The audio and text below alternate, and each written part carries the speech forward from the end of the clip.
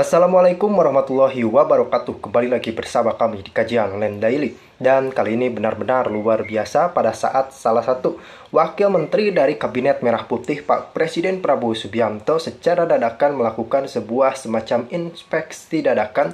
Hal tersebut memang untuk melihat bagaimana anggaran-anggaran dari pemerintah pusat itu direalisasikan atau dilaksanakan.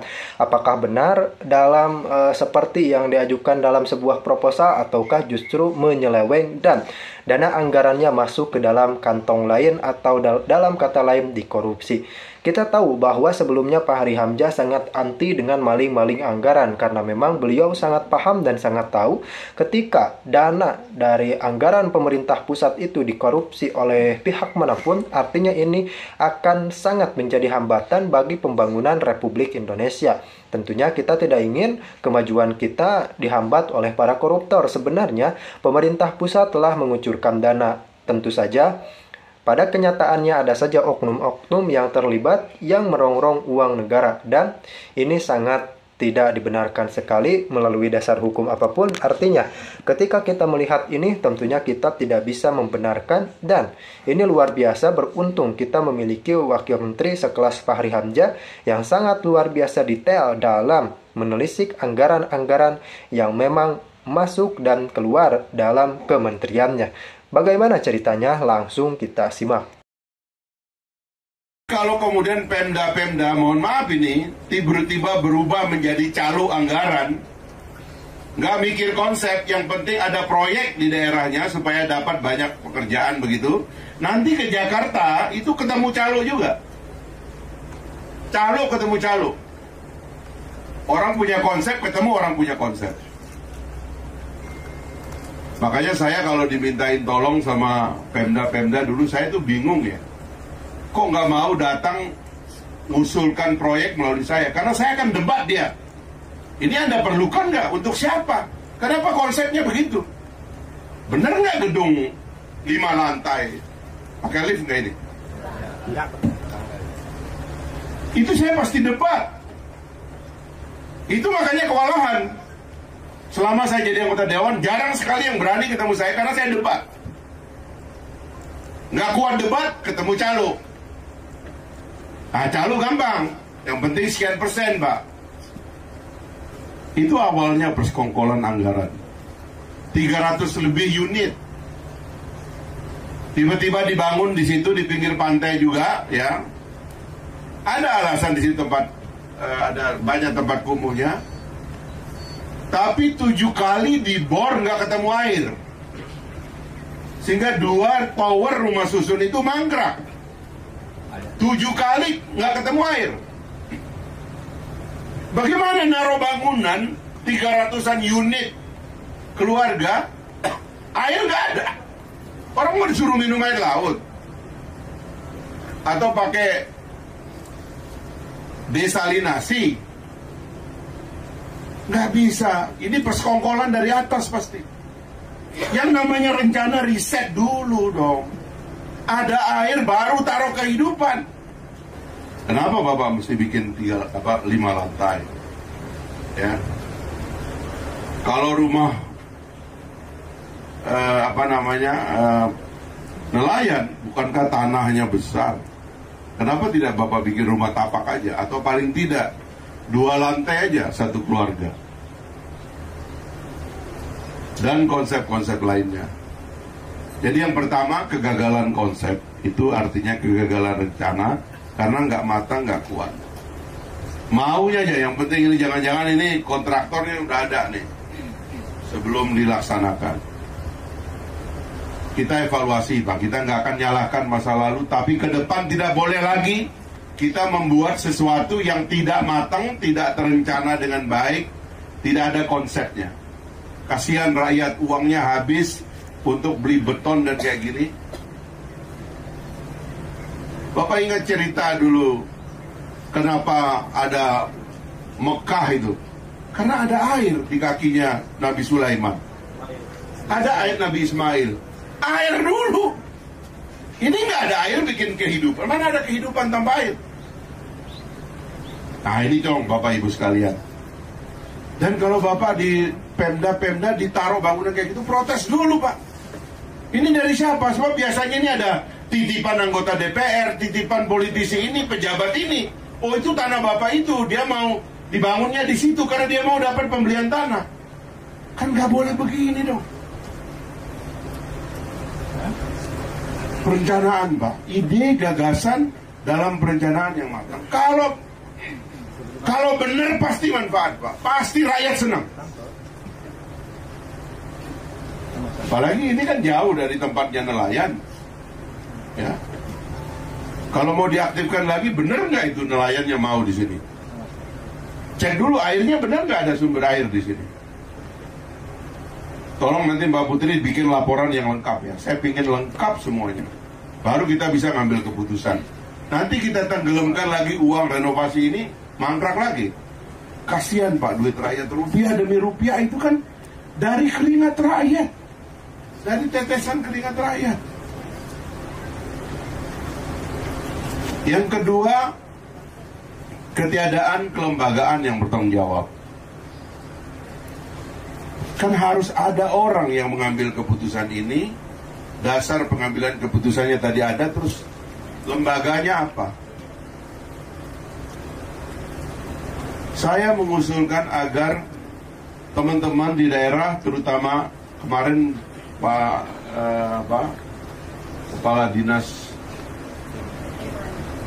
saya menemukan ya Dinas Perkim di mana-mana, saya menemukan banyak sekali desainer yang jago,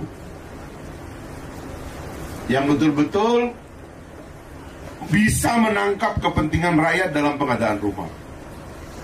Lalu mereka visualisasikan, lalu mereka usulkan. Ini bagus sekali. Nanti kami juga akan lombakan ini, ya, kabupaten dan kota yang jago dalam perencanaan, lalu kemudian diajukan. Sebab begitu caranya.